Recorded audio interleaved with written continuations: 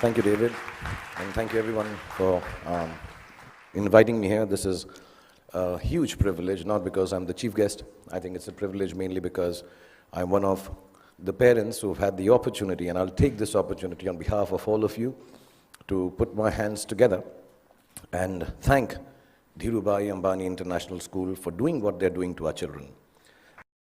So I want to thank all the teachers, all the head of departments, Zareen, Farida. I mean, you are people I used to come to. When I have trouble, I come and look at their faces, go away, and I'm calm.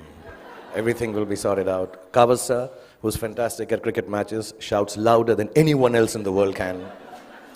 All the staff members, the management, the gentlemen who man the security outside, so wonderful. And so even the guy who does the parking back there, everyone for the last 13 to 14 years that I've been here, and especially my friend, Mrs. Neeta Ambani, thank you so much for looking after our children. Really, thank you very, very much. Okay, so good evening, boys and girls. Exams are over. If I may say so, damn school is over, which seemed an impossibility just a few years back. That horrible math or physics or whoever your least favorite teacher is, you will never have to see again. That PE coach who was always out to get you is done and dusted. I know everybody's looking there. You want to party now, relax, hang out with the beautiful friends you've made in the last 13 years, 14 or some less. The last thing you really want to do is sit here and listen to someone give you advice on life lessons and what the future holds for you. And to top it, my qualification to be doing this is zilch, nada. Not at all, nothing. Really, apart from the fact that Neeta and I are friends, and thus I have some benefits. My reason to be here is the same as that of your elder brother or your sister being allowed to do things that you're not allowed to do at home. I'm like them, older, that's all. So if you think that I have had a successful career, as I was getting very embarrassed when David was recounting, because also it's been so many years since I've gotten an award now, yeah. This is like 2. Got to work harder.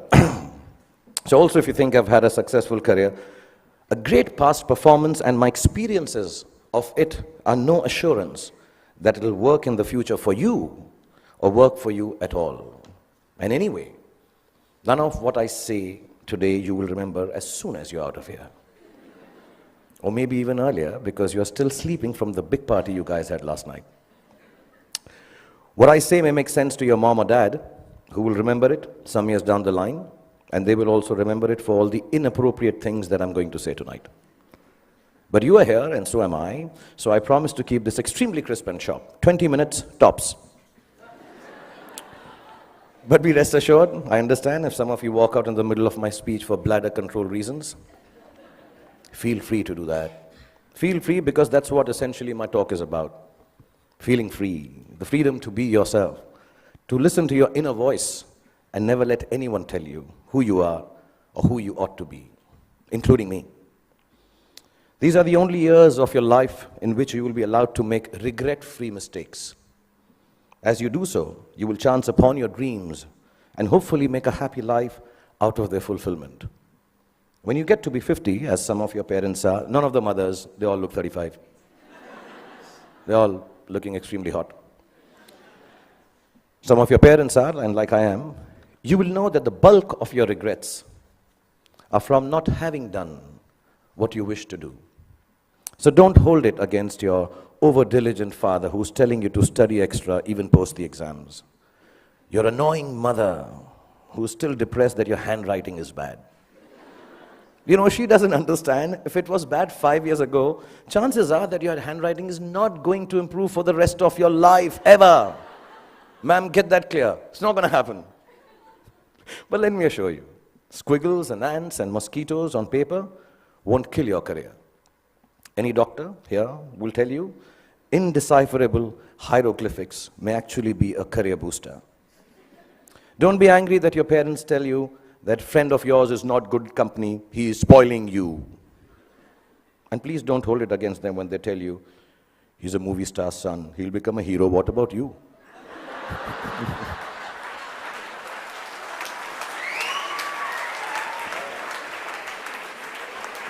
I mean, let me assure you, movie stars, sons and daughters also have to work.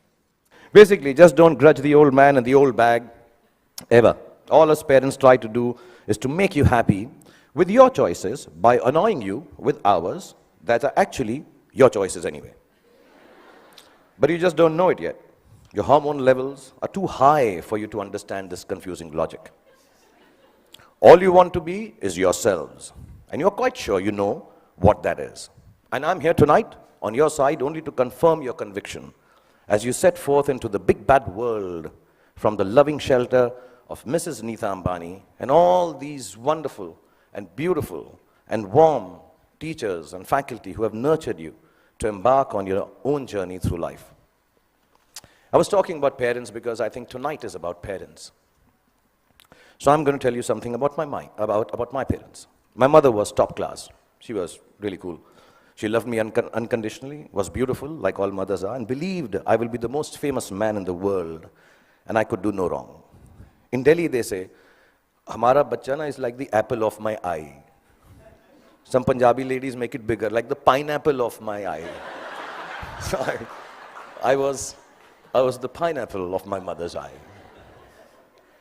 And my father was a gentleman. He was very educated, masters in law, extremely intelligent, knew 7 languages, had traveled the world, knew his politics, fought for the freedom of our country, India, and excelled at sports like hockey, swimming, and polo. He could cook and recite poems and knew the capital of every country in the world. My father was also very, very poor. He was unemployed and struggling to make ends meet for 15 years of my life that I had the privilege of knowing him. From when I was 10 to when I was 15, not being able to afford fancy gifts for me, he would wrap up something old that belonged to him in newspapers and declare it as a birthday gift when my birthday came along. This, in the next 11 and a half minutes left that I have, is the story of the 5 gifts my father gave me and how they helped me become what I am today. When I was 10, my father gave me an old chess set. Chess is a reflection of life, they say, and as cliched as it sounds, it's probably true. The first thing it teaches you is that every move has a consequence, whether you perceive that it does or does not. Nothing you do, not a single moment, is empty of living.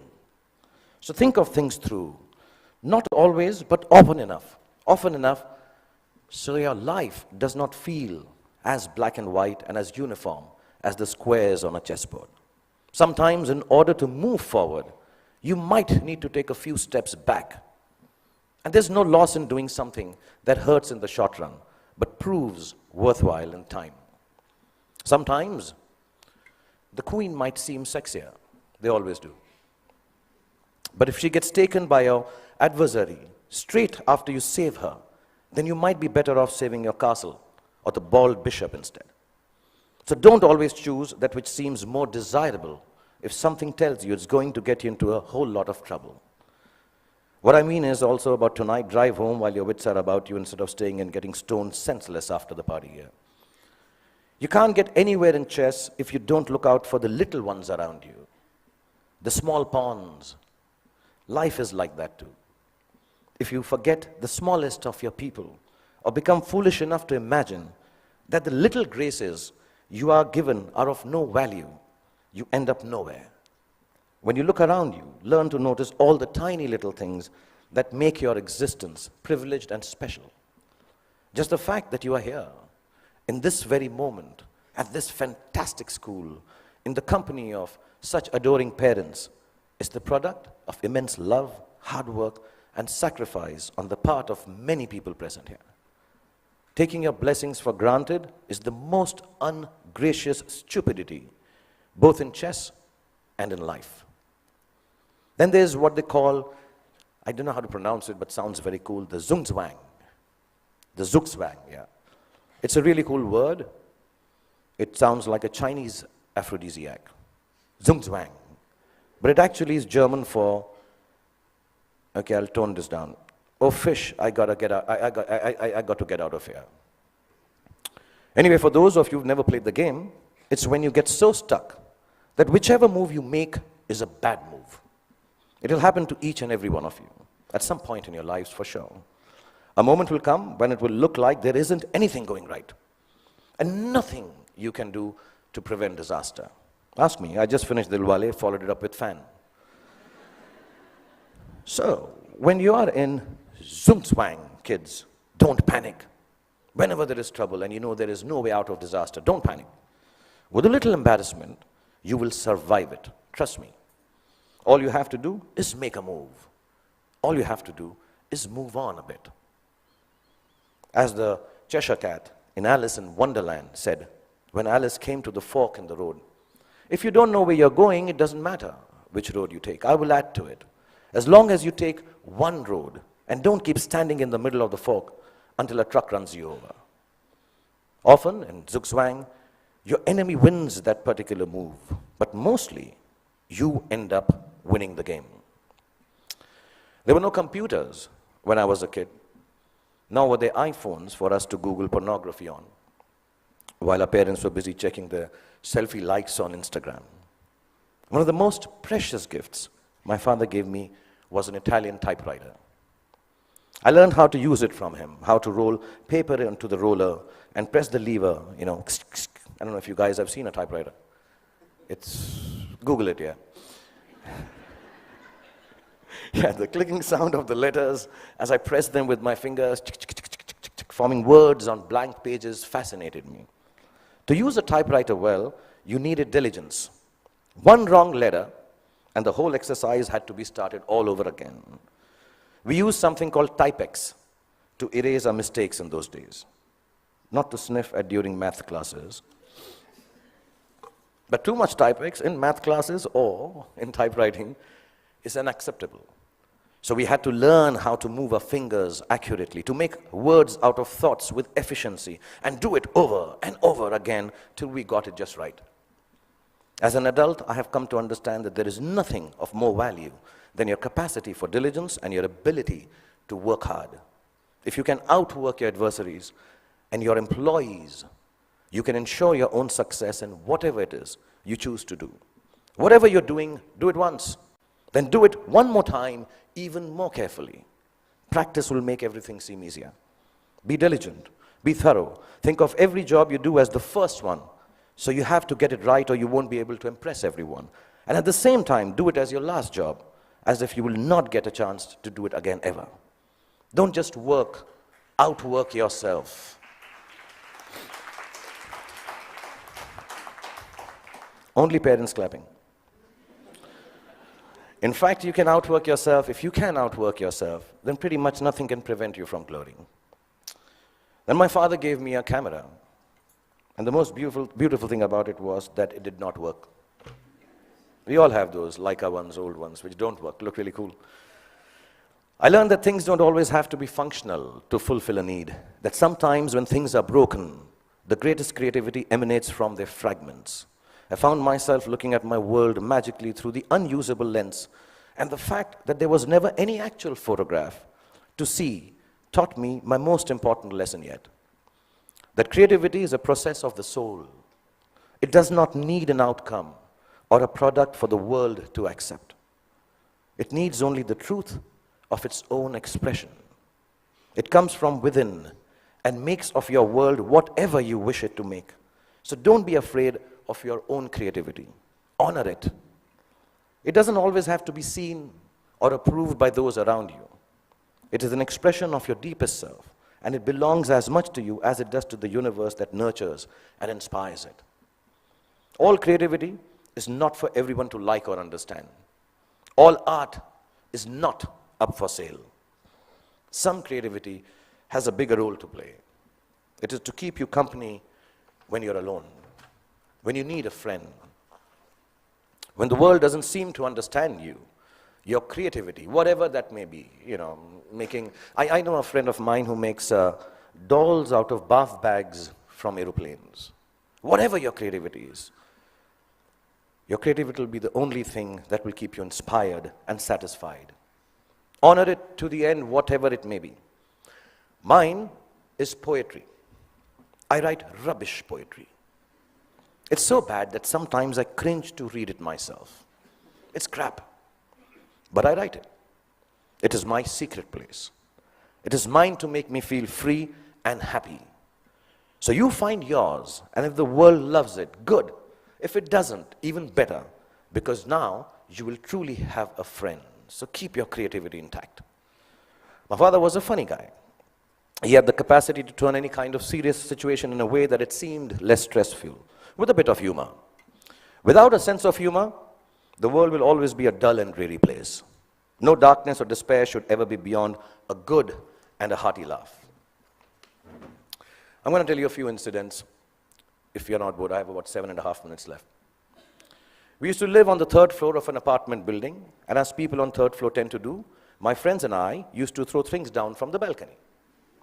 You know, wrappers, tidbits, dog shit wrapped in newspapers, the usual stuff, yeah.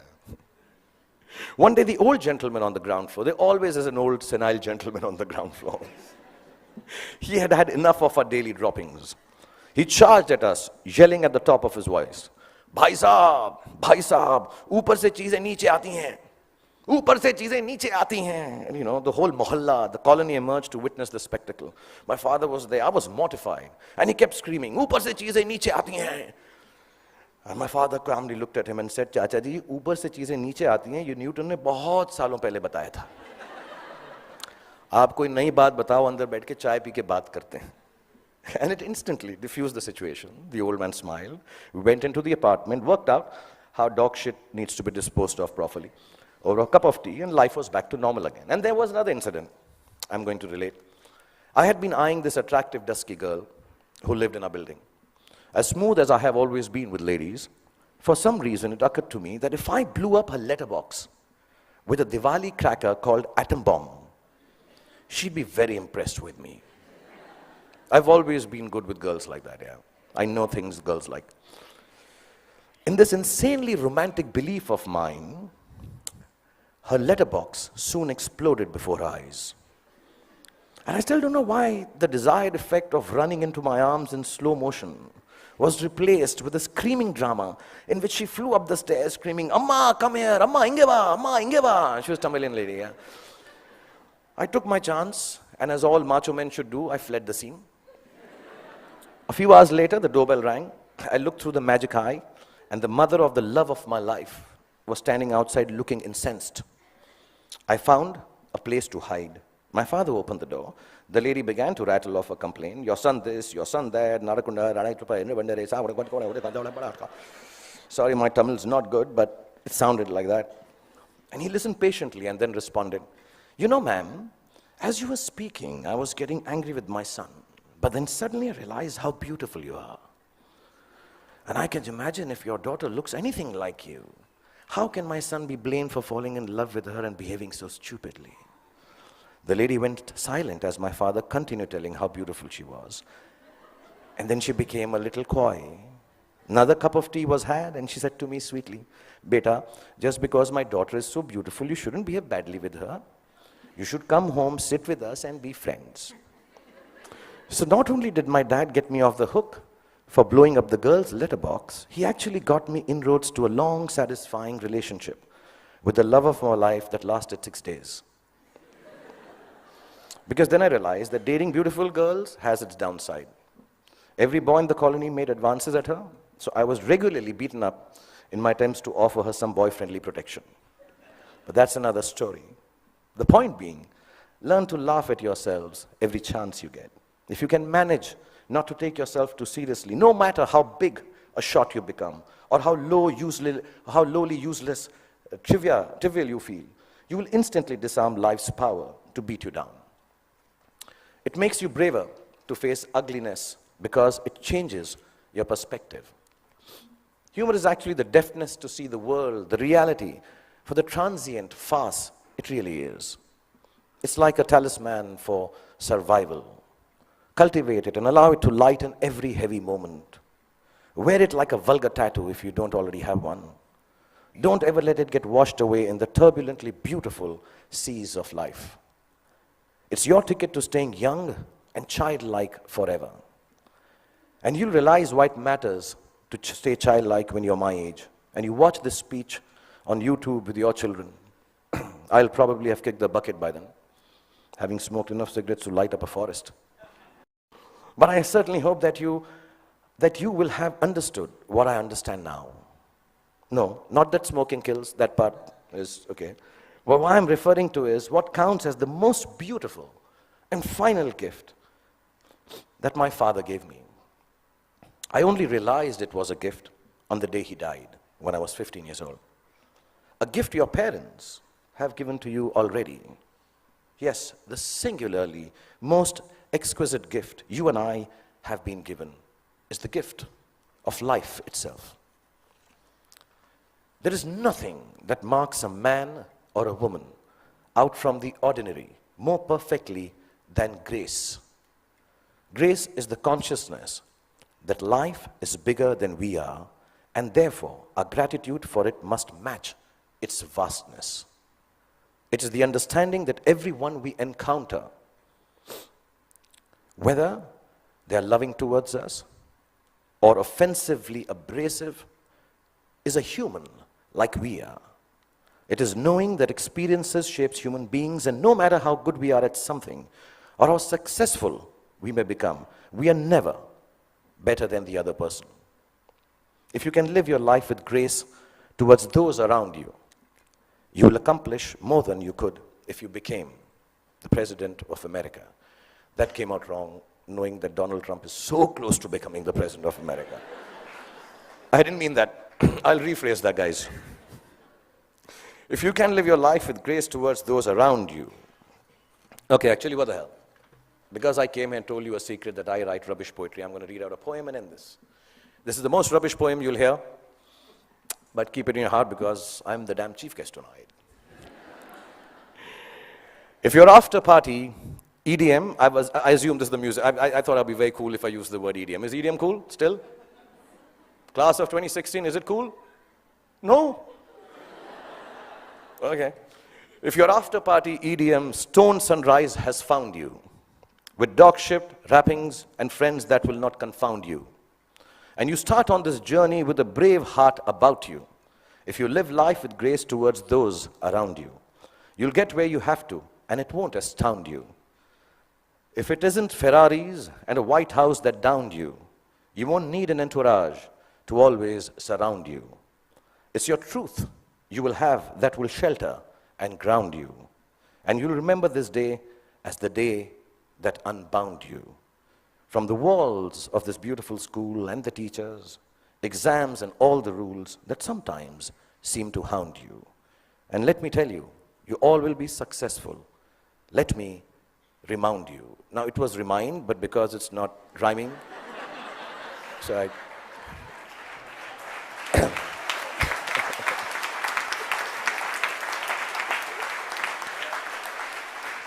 So boys and girls, go forth, be free, have fun, make wrong choices, make mistakes. You will still succeed because the gift of education you have from this wonderful institution called DHIRUBHAI AMBANI International School. The love Nita has given you and the genes that your parents have provided you with will always look after you. And when you succeed, don't forget to thank your least favorite teacher, because he or she actually cared for you the most. Love you all and be happy. Thank you.